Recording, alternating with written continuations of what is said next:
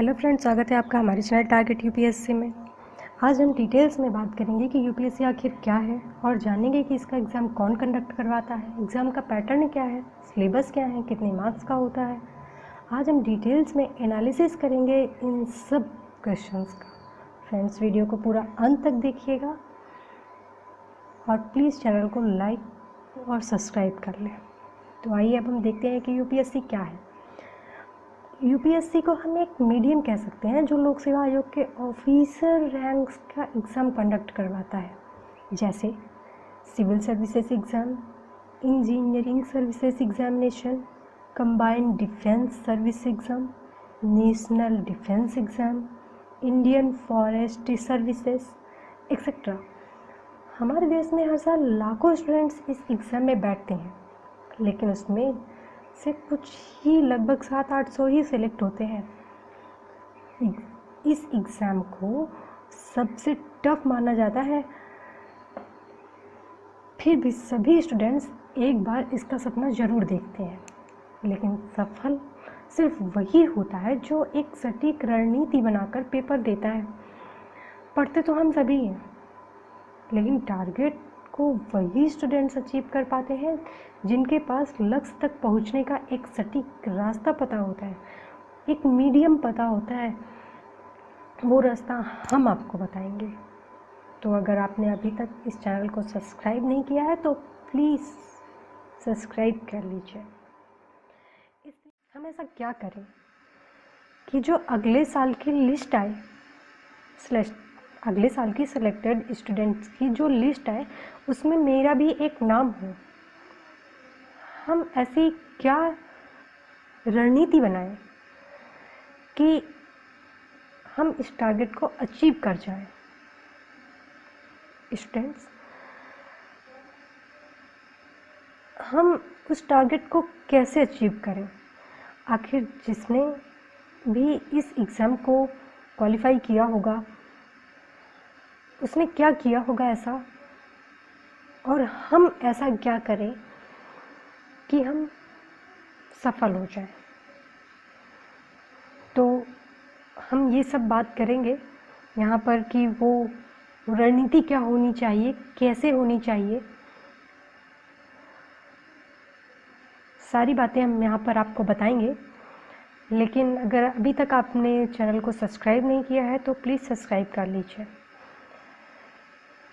Friends, पहले हम बात करेंगे कि इतना बड़ा एग्ज़ाम है तो इसका पैटर्न क्या होगा। फ्रेंड्स, हम यहाँ पर यूपीएससी के CSC exam means IAS exam के बारे में बात करेंगे। तो यूपीएससी सीएससी का सिलेबस क्या होता है? इसके 3 स्टेप्स होते हैं: प्री, मेंस और इंटरव्यू। प्री एग्ज़ाम में 2 पेपर होते हैं।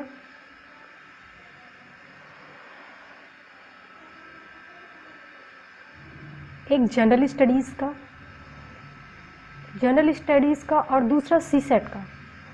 जनरल स्टडीज़ में current, history, geography, polity, science technology, defence etcetera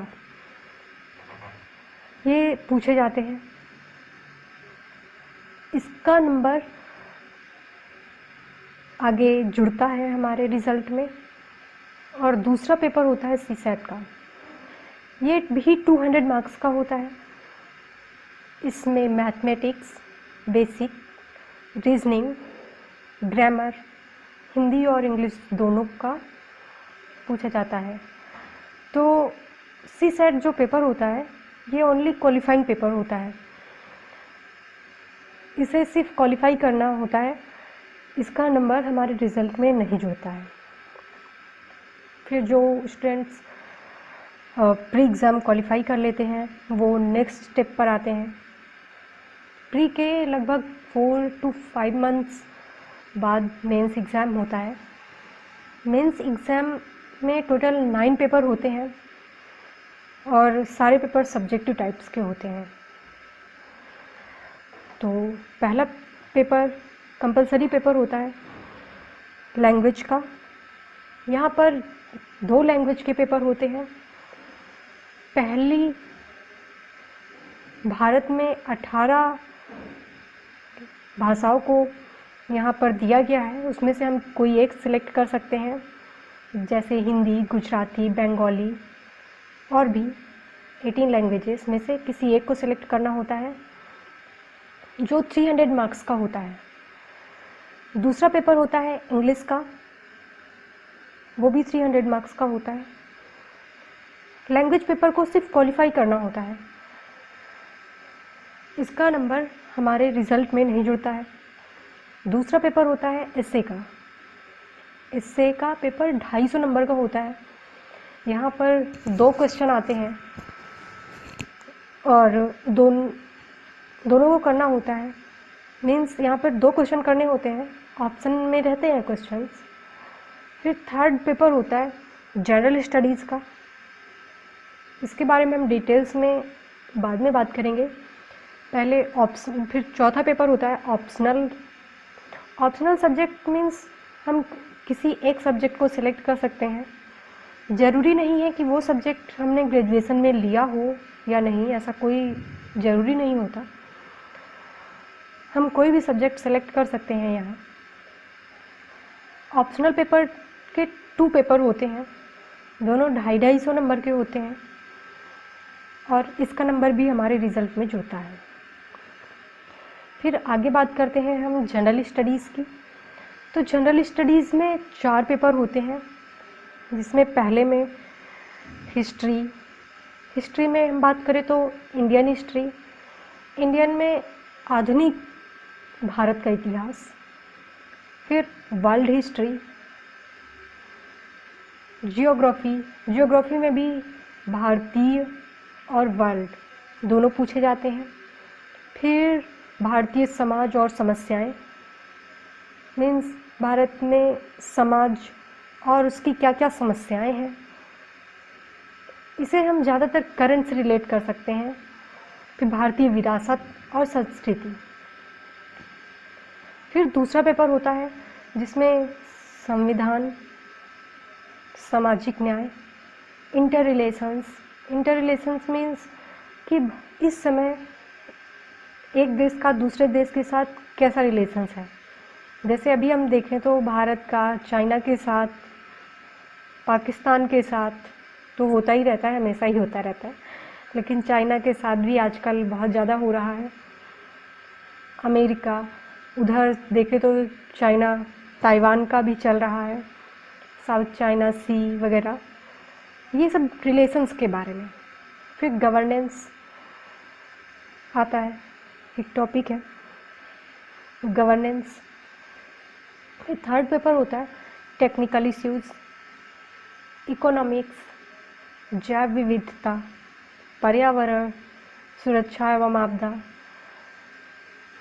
फिर फोर्थ पेपर होता है इथिक्स, जिसमें इथिक्स होता है नीति शास्त्र, सत्यनिष्ठा, अभिरुचि, ये सारे पेपर्स हैं। इथिक्स का हम बात करें तो ये फोर्थ पेपर जो होता है ये हमारे एस्से में भी बहुत ज़्यादा प्रॉफिट देता है। एस्से में हम अगर इसके कोटेशंस डालते हैं तो नंबर इंक्रीज़ बहुत अच्छा करता है। तो दोस्तों, अगर अभी तक आपने चैनल को सब्सक्राइब नहीं किया है, अगर आपको जानकारी अच्छी लगी तो इसे शेयर करें और चैनल को सब्सक्राइब ज़रूर कर लें। आगे हम बात करेंगे हमारे नेक्स्ट वीडियो में कि हम इससे पढ़ें कैसे और ऐसी कौन कौन सा बुक पढ़ें, कौन से सिलेबस के लिए क्या बुक पढ़ें, कौन सा मैटर कहाँ से मिलेगा, इन सब चीज़ों के बारे में हम डिटेल्स में जानेंगे। तो हमारा नेक्स्ट वीडियो भी आप ज़रूर देखिए। Thank you, bye bye, take care.